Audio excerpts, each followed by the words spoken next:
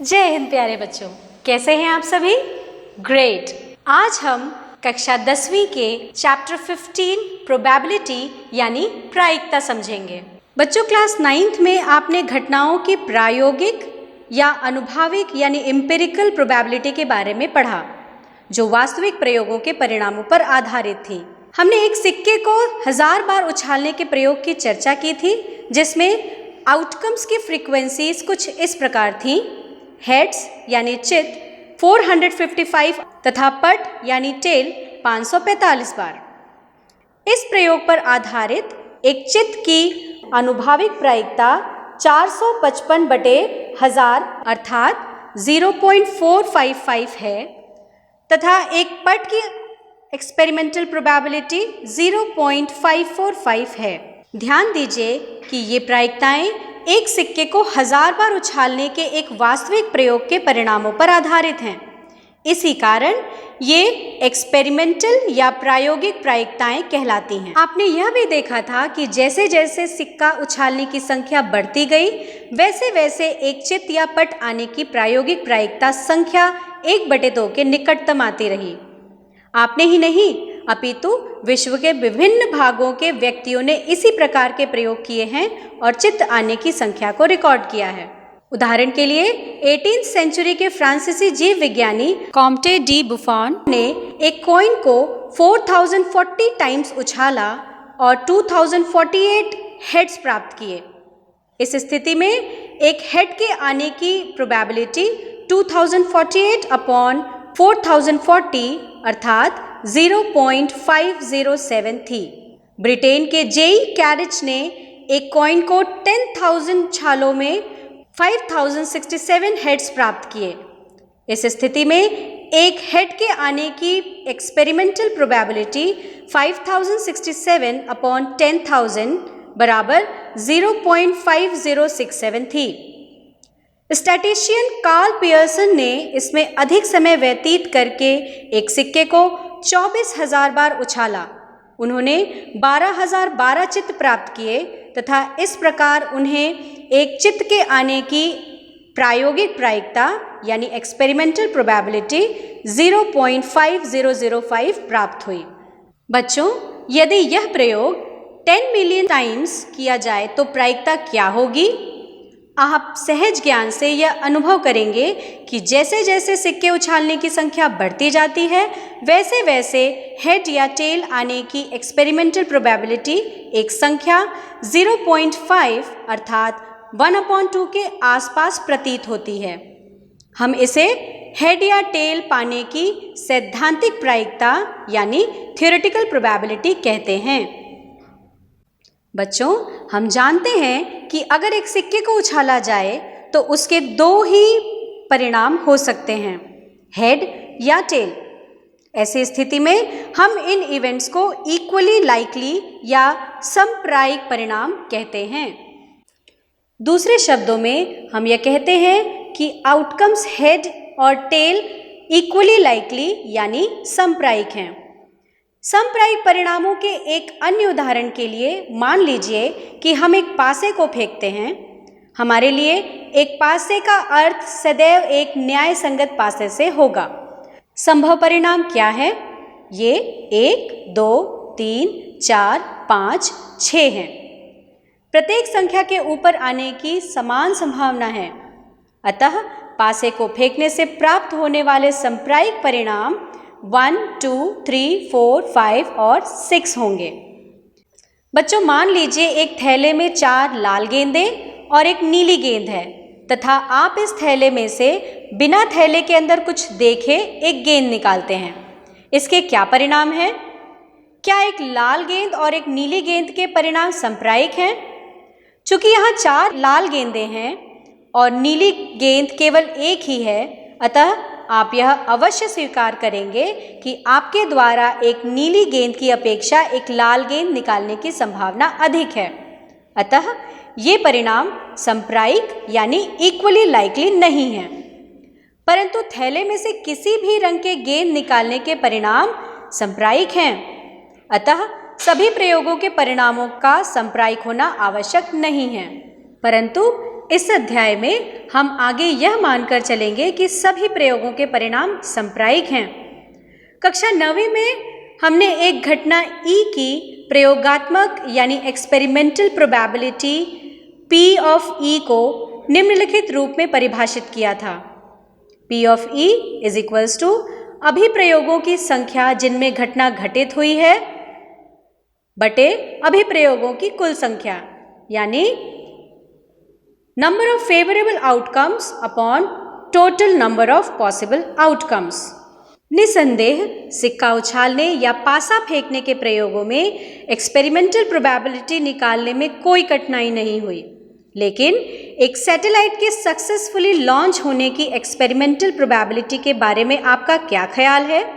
क्या इसकी सफलता की अनुभाविक प्रायिकता निकालने के लिए बार बार इस घटना को दोहराया जा सकता है, या फिर भूकंप में कोई बहुमंजिला इमारत नष्ट होगी या नहीं होगी कि एक्सपेरिमेंटल प्रोबेबिलिटी पता करने के लिए इस घटना को दोहराया जा सकता है? अतः ऐसी स्थिति में हम कुछ कल्पनाओं को सही मानते हुए प्रयोगों को दोहराने से बच सकते हैं, क्योंकि वे कल्पनाएं सीधे सही सैद्धांतिक प्रायिकता परिकलित करने में हमारी सहायता करती हैं।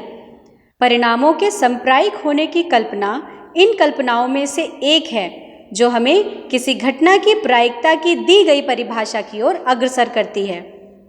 किसी घटना E की सैद्धांतिक प्रायिकता यानी थ्योरेटिकल प्रोबेबिलिटी, जिसे परंपरागत प्रायिकता या क्लासिकल प्रोबेबिलिटी भी कहा जाता है, PE निम्नलिखित रूप में परिभाषित की जाती है।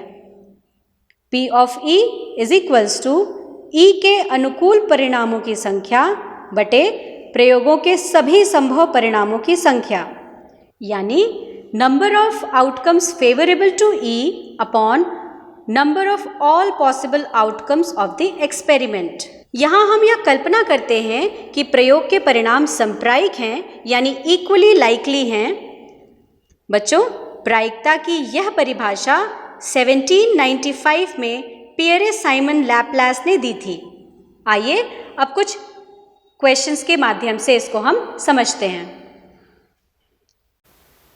Find the probability of getting a head when a coin is tossed once. Also find the probability of getting a tail. एक चित्त प्राप्त करने की प्रायिकता ज्ञात कीजिए जब एक सिक्के को एक बार उछाला जाता है। साथ ही एक पट प्राप्त करने की भी प्रायिकता ज्ञात कीजिए। बच्चों, क्वेश्चन के अकॉर्डिंग एक्सपेरिमेंट हमारा क्या हो गया? टॉसिंग ऑफ अ कॉइन, सिक्के के एक बार उछालना। अब पॉसिबल आउटकम्स मतलब सिक्का उछाला गया तो क्या क्या आ सकता है? हेड या तो टेल, चिट या पट। अब नंबर ऑफ पॉसिबल आउटकम्स, ये दोनों संख्याओं में कितनी हो गई? 2। अब बच्चों मान लीजिए हमने E से हेड के आने के इवेंट को दर्शाया तथा कैपिटल F को टेल आने के लिए इवेंट के रूप में माना। तो अब जब हमें प्रायिकता ज्ञात करनी है हेड के आने की, हम उसे P ऑफ E से दर्शाएंगे और उसके बाद नंबर ऑफ फेवरेबल आउटकम्स मतलब 1, जो कि हेड आना एक बार हो सकता है, तथा total number of possible outcomes जो कि है 2। तो इस प्रकार हेड आने की प्रोबेबिलिटी क्या हो जाती है? 1/2। इसी प्रकार टेल यानी P ऑफ F आने की प्रायिकता क्या होगी? अब नंबर ऑफ फेवरेबल आउटकम्स फिर यहाँ 1 है हमारे लिए और टोटल पॉसिबल आउटकम्स 2। तो इसी प्रकार चित्त और पट दोनों के आने की प्रायिकता क्या निकल गई? 1/2, 1/2। बच्चों यहाँ ध्यान देने वाली बात यह है कि जब आप दोनों ही इवेंट्स की प्रोबेबिलिटी को जोड़ते हैं तो वो क्या निकल के आता है? 1। बच्चों यहाँ एक बात ध्यान देने वाली है कि इस एक्सपेरिमेंट में जो इवेंट्स हैं, हेड आना या टेल आना, उसके आउटकम्स कितने आ रहे हैं? 1। तो इस प्रकार के एक्सपेरिमेंट्स में जो इवेंट्स होते हैं उन्हें हम एलिमेंट्री इवेंट या प्रारंभिक घटना कहते हैं। यानी जब किसी प्रयोग की वह घटना जिसका केवल एक ही परिणाम यानी आउटकम हो, प्रारंभिक घटना या एलिमेंट्री इवेंट कहलाती है। अतः किसी प्रयोग की सभी प्रारंभिक घटनाओं की प्रायिकताओं का योग 1 है। यह व्यापक रूप में भी सत्य है। आइए एक और उदाहरण लें। Suppose we throw a die once, what is the probability of getting a number greater than 4 and what is the probability of getting a number less than or equal to 4? मान लीजिए हम एक पासे को एक बार फेंकते हैं, तब 4 से बड़ी संख्या प्राप्त होने की प्रायिकता क्या होगी? दूसरा, 4 से छोटी या उसके बराबर संख्या होने की प्रायिकता क्या है? आइए बच्चों अब इसका सॉल्यूशन देख लेते हैं। बच्चों कैपिटल ई से हम इस इवेंट को अगर दर्शाते हैं कि 4 से बड़ी संख्या आने की इवेंट कैपिटल ई है, तो टोटल पॉसिबल आउटकम्स क्या हो जाएंगे? टोटल पॉसिबल आउटकम्स क्या हो जाएगा? ये 1 2 3 4 5 6, मतलब संख्या में ये कितने हो गए? 6। अब हमारा फेवरेबल आउटकम क्या हो जाएगा? हम चाहते हैं कि पासा फेंकने पर 4 से बड़ी संख्याएं, तो 4 से बड़ी संख्याएं कितनी है? 5 और 6, मतलब फेवरेबल आउटकम हो जाएगा। फेवरेबल आउटकम वो हो जाएंगी 2। इस प्रकार प्रायिकता निकलेगी 2/6 यानी कि 1/3। इसी प्रकार से दूसरे भाग में 4 के बराबर या 4 से छोटी संख्या आने की प्रायिकता क्या होगी? मान लेते हैं इसे हमने कैपिटल F से डिनोट किया, तो अब यहाँ पर हमारे टोटल पॉसिबल आउटकम्स तो कितने हैं? टोटल पॉसिबल आउटकम्स हमारे पास 6 हैं तथा फेवरेबल आउटकम कितने हैं हमारे पास? फेवरेबल आउटकम्स 4 या 4 से छोटे, मतलब 1 2 3 4, तो यहाँ पर 4/6 यानी कि 2/3 इसकी प्रायिकता निकल आएगी। बच्चों ध्यान दीजिए, 4 से बड़ी संख्या नहीं प्राप्त करने का अर्थ वही है जो 4 के बराबर या उससे छोटी संख्या प्राप्त करने का है। बच्चों इसी प्रकार इसका विलोम भी यही अर्थ प्रकट करता है। अर्थात अगर मुझे P of F लिखना हो तो क्या लिखेंगे? P of not E, जिसे हम E बार से डिनोट करते हैं। और जैसा कि हमने देखा था, एक एक्सपेरिमेंट के सभी इवेंट्स की प्रोबेबिलिटी को जोड़ने पर हमें क्या प्राप्त होता है? 1। अतः हम यहाँ क्या लिख सकते हैं? P of E plus P of E bar is equals to 1, या इसे मैं और क्या लिख सकती हूँ? P of E bar is equals to 1 minus P of E, जो व्यापक रूप में भी सत्य है। बच्चों यहाँ घटना E बार E की पूरक घटना कहलाती है, अर्थात कॉम्प्लीमेंट इवेंट। बच्चों अब मान लीजिए एक पासा फेंका जाता है, तो 8 के आने की प्रायिकता क्या होगी? पासे के फेंके जाने पर संभावित परिणाम क्या क्या होते हैं? 1 2 3 4 5 6। अब क्योंकि पासे के किसी भी फेस पर 8 अंकित नहीं होता है, अतः ऐसे में 8 के अनुकूल परिणाम क्या होंगे हमारे पास? 0, जो कि हमारा फेवरेबल आउटकम बन जाएंगे।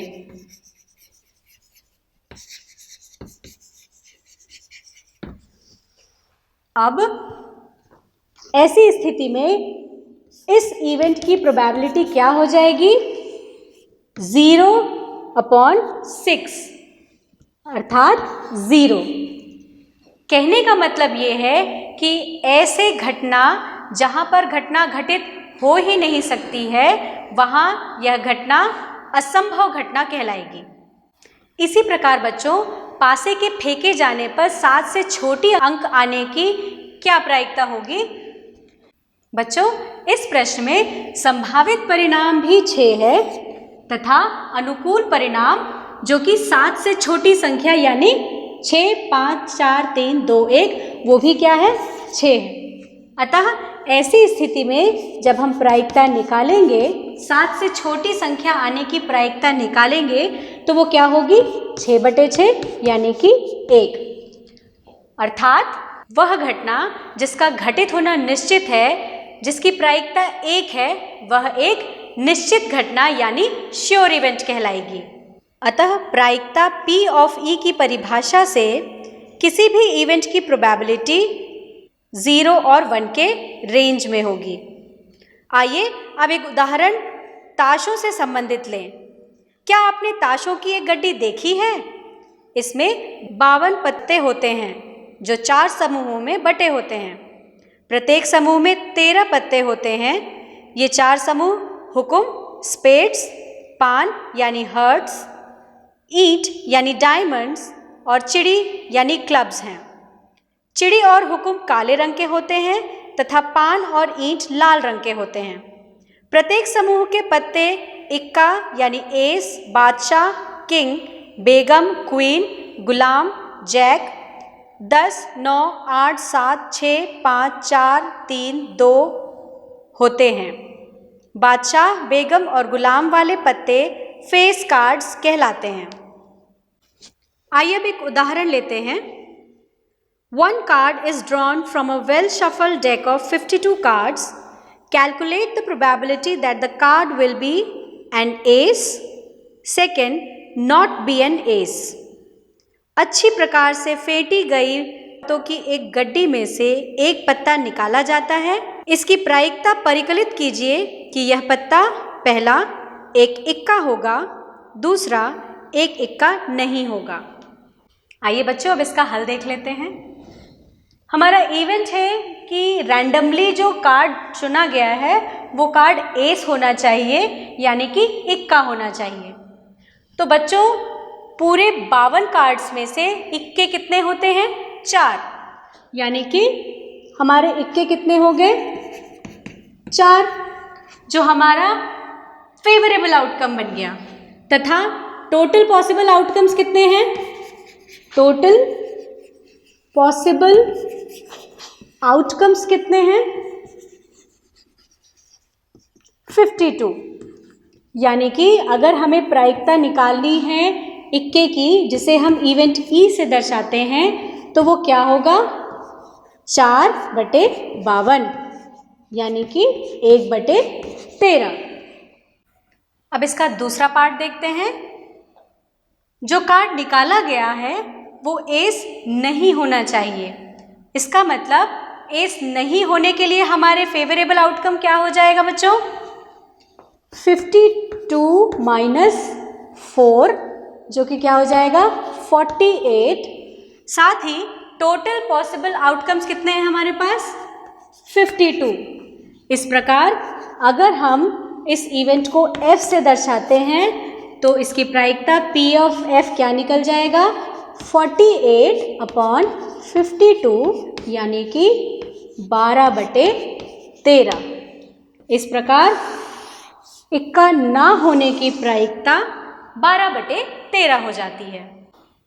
बच्चों अब इस दूसरे पार्ट को एक और आसान विधि से भी कर सकते हैं। जैसा थोड़ी देर पहले मैंने आपको बताया कि किसी भी एक्सपेरिमेंट के हर इवेंट की प्रोबेबिलिटी को अगर हम जोड़ते हैं तो वो क्या आता है 1, यानी कि P ऑफ E और P ऑफ E नॉट क्या हो जाएगा 1, यानी कि P of E not 1 minus P of E जो कि क्या निकल के आएगा 1 -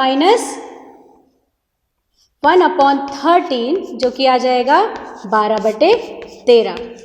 तो आप दोनों ही विधियों में से किसी भी विधि को इस्तेमाल करके इसका उत्तर निकाल सकते हैं। यहाँ पर इक्का होना और इक्का ना होना एक दूसरे के कॉम्प्लीमेंट इवेंट्स हैं। P ऑफ F क्या है E का कॉम्प्लीमेंट या F E का कॉम्प्लीमेंट। बच्चों इसी फॉर्मूले से रिलेटेड आइए एक और प्रश्न लेते हैं यदि P ऑफ E 0.05 है तो E नहीं की प्रायिकता क्या होगी? यानी बच्चों हमें व्यापक रूप में भी पता है कि P ऑफ E बार क्या होता है 1 माइनस P ऑफ E। मतलब हमें अगर P ऑफ नॉट E नहीं की प्रायिकता अगर हमें निकालनी है तो हम डायरेक्ट इस फॉर्मूले पे उसका मान रख सकते हैं 0.05, जो क्या हो जाएगा 0.95, अर्थात E नहीं की प्रायिकता क्या हो गई 0.95। तो देखा आपने प्रायिकता कितनी आसान थी। मुझे उम्मीद है आप सभी को ये बहुत ही सरलता से समझ में आया होगा और आप सभी अधिक से अधिक प्रश्नों का अभ्यास करेंगे। तो बच्चों, आज हमने प्रायिकता में सीखा प्रायोगिक प्रायिकता और सैद्धांतिक प्रायिकता में अंतर, घटना E की सैद्धांतिक प्रायिकता के सूत्र को समझा तथा उससे रिलेटेड क्वेश्चंस को सॉल्व किया, जहां हम कल्पना करते हैं कि प्रयोग के सभी परिणाम समप्रायिक हैं। एक निश्चित घटना की प्रायिकता 1 होती है, एक असंभव घटना की प्रायिकता 0 होती है। घटना E की प्रायिकता एक ऐसी संख्या P ऑफ E है जो कि 0 और 1 के रेंज में होती है। वह घटना जिसका केवल एक ही परिणाम हो एक प्रारंभिक घटना कहलाती है। किसी प्रयोग की सभी प्रारंभिक घटनाओं की प्रायिकता का योग 1 होता है तथा किसी भी घटना E के लिए P of E plus P of E bar is equals to 1 होता है, जहां E घटना E नहीं को व्यक्त करता है। E और E बार पूरक घटनाएं कहलाती हैं। तो बच्चों, आज की हमारी कक्षा यही समाप्त होती है। धन्यवाद।